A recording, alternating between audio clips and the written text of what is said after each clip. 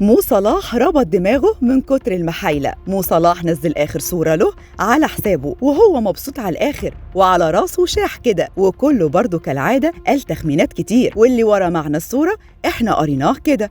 انتوا شفتوا ازاي؟ تعالوا اقول لكم استنتاجنا جه منين. الصراحة كل ساعة يتكتب خبر ان بعد ساعة صلاح هيوافق على عرض اتحاد جدة. صلاح خلاص في اتحاد جدة وهو بالتيشيرت بتاعهم اهو. يعني الموضوع عجيب الصراحة. أبطال كتير عالميين زي ما قلنا كتير في مصر اليوم راحوا الدوري السعودي وبملايين الدولارات، وغالبا لسه في اللي هيروحوا، بس صلاح واضح كده إنه مش هيروح. وبرضه كل شوية خبر من محلل هنا وصحفي هناك وجريدة في آخر الدنيا إنهم سامعين إن أبو صلاح هيتفاوض. وصلاح صراحة مكبر دماغه على الآخر، وطلع برضه بفيديو من كام يوم بيقول فيه على تويتر للموقع الرسمي للدوري الإنجليزي بالعربي. الدوري الإنجليزي يعني الرغبة والدراما والجمال، هو أفضل دوري في العالم، وكل شوية تنزل صورة له وهو مبسوط ومرتاح مع نادي ليفربول في كل التدريبات. بس برضه الافتراضات حواليه ما بتسكتش. صحيفة الميدان السعودية بتقول إن وكيل مو صلاح رامي عباس حط شرط جديد قدام إدارة اتحاد جدة، هو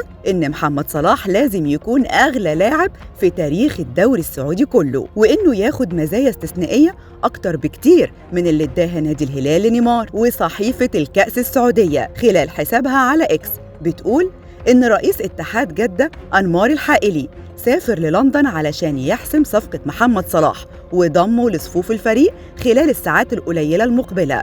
وكل ده واحنا بنحضر التقرير. وبنقول كده ليه؟ لأن بقالنا كام يوم بيقولوا كلها كام ساعة وصلاح يوافق، فيمكن يوافق واحنا بنكتب سطور التقرير ده، الله أعلم. بس خبير الانتقالات فابريزيو رومانو قال في حسابه على تويتر موقف ليفربول واضحا مع محمد صلاح والاتحاد إنه لا نية للتفاوض، إنه يعتبر غير معروض للبيع. عقد الاتحاد الفلكي متاح لإغراء صلاح، ولكن الفرصة الوحيدة لمغادرة النجم المصري هي إذا ذهب إلى إدارة ليفربول وأخبرهم بأنه يريد الرحيل، وهو لم يحدث بعد. والتقارير الصحفية بتقول إن الاتحاد عرض على صلاح عرض ضخم جدا بيوصل ل 200 مليون يورو، والعقد هيكون لمدة 3 مواسم لصيف 2026.